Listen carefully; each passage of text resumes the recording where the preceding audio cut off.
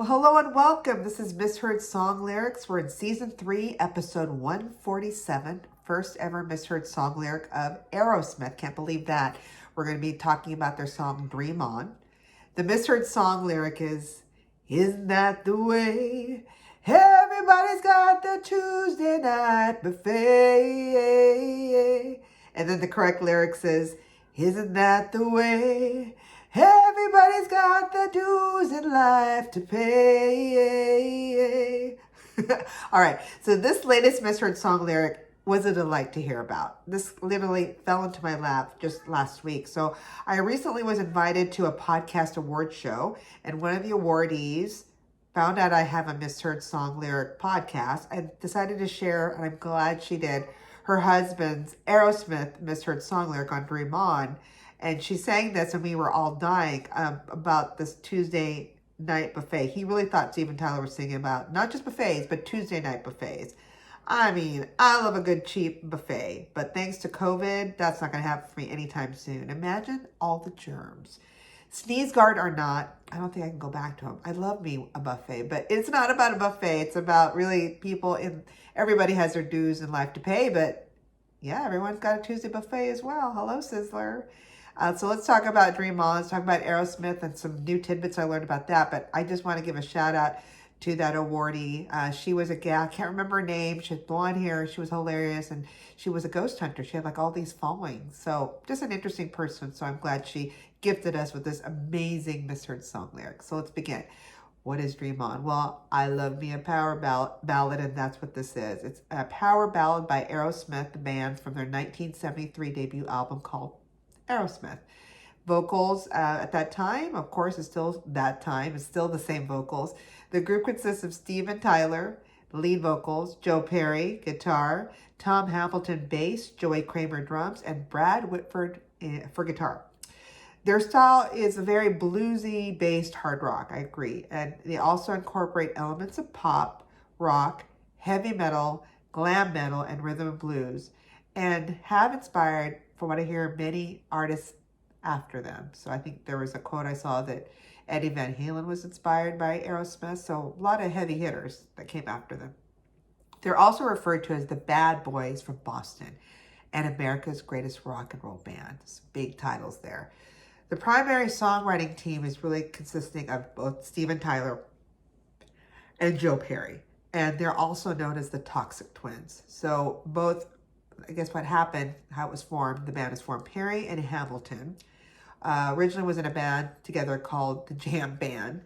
And they met up with Tyler and Kramer and guitarist at that time, Ray Tabano, and then formed Aerosmith in 1971. Tabano was then replaced by Whitford. And they released a string of multi-platinum albums, starting with their debut in 1973, followed by Get Your Wings in 1974. Now, throughout the 70s, the band itself did quite well. They toured a lot and charted a dozen Hot 100 singles, including their top 40 hit, Sweet Emotion, and the top 10 hit, Dream On, that we're talking about today, and Walk This Way. Don't worry behind me, it's just my cat Meg. She's just having dinner. By the end of the decade, they were among the most popular hard rock bands in the world and definitely had a following. I didn't realize their fans are called the Blue Army. So that's something I didn't know today. Now I know. What I do know is drug addiction and internal conflict led for the departure of Perry and Whitford in 1979 and in 81. The band didn't do so well, and the album at that time in 1982 called Rock in a Hard Place, ironically, failed to match the previous successes they had when they both had Perry and Whitford in the original lineup.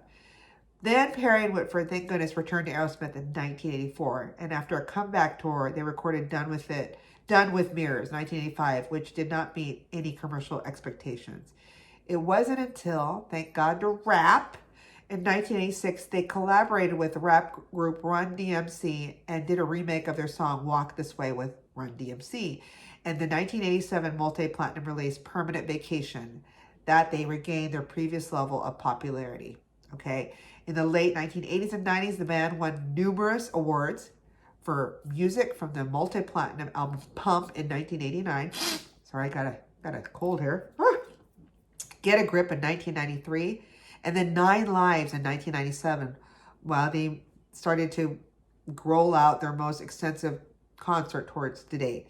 Their biggest hits during this period is Dude Looks Like a Lady. Love the video with that. Angel, Ragdoll, Daddy's Little Cutie. That one. Love in an Elevator, Janie's Got a Gun, What It Takes, Living on the Edge, Crying, and Crazy. The band also filmed popular music videos and made notable appearances in television, film, and video games. Okay. In 1998, they achieved their first #1 hit with I Don't Want to Miss a Thing from the Armageddon soundtrack. And the following year, their roller coaster attraction opened at Walt Disney World. I didn't even know they had a roller coaster attraction. So that was in 1998. Their comeback has been described as one of the most remarkable and spectacular in rock history. They did initial albums called Just Push Play, which included the hit Jaded, Honkin' on a Bobo, a collection of blues covers, and Music from Another Dimension followed in 2001, 2004, and 2012. In 2008, they released Guitar Hero Aerosmith, which is considered one of the best-selling band-centric video games. I would believe that. And after 5 decades, the band continues to tour and record music. Now, prior to the COVID-19 pandemic, they had an ongoing concert residency in Las Vegas. So doing quite well. Well, let's talk about all the accolades and awards. Like I said, they're the best-selling American rock and roll band of all time, having sold more than 150 million records worldwide, including 85 million of those records in the U.S. They have 25 gold, 18 platinum, and 12 multi-platinum albums, and they hold the record for the most total certifications by an American group and are tied for the most multi-platinum albums by an American group. They have achieved 21 top 40 hits on the U.S. 100, 9 #1 mainstream rock hits, 4 Grammy Awards, 6 American Music Awards, and 10 MTV Video Music Awards. Did you know back in 2001 they were actually inducted to the Rock and Roll Hall of Fame and were ranked number 57 and 30 respectively on Rolling Stone's and VH1's list of the 100 greatest artists of all time. And then in 2013, both the Toxic Twins, Tyler and Perry, were inducted in the Songwriters Hall of Fame. And in 2020, the band received Music Cares Person of the Year award. So lots of accolades. Let's go back to the song itself, Dream On. And again, not talking about buffets.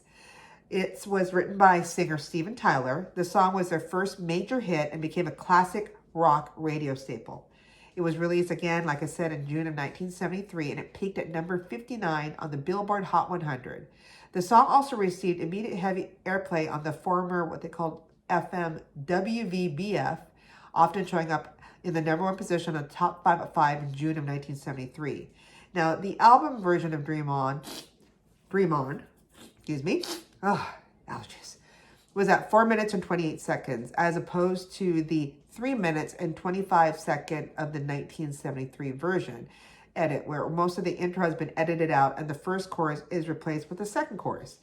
Then was reissued in late 1975, debuting at number 81 at the Billboard Hot 100 chart on January 10, 1976, breaking into the top 40 on Valentine's Day, February 14th, and peaking at number 6 on April 10th. Columbia Records chose to service top 40 radio stations with both long and short versions of the song.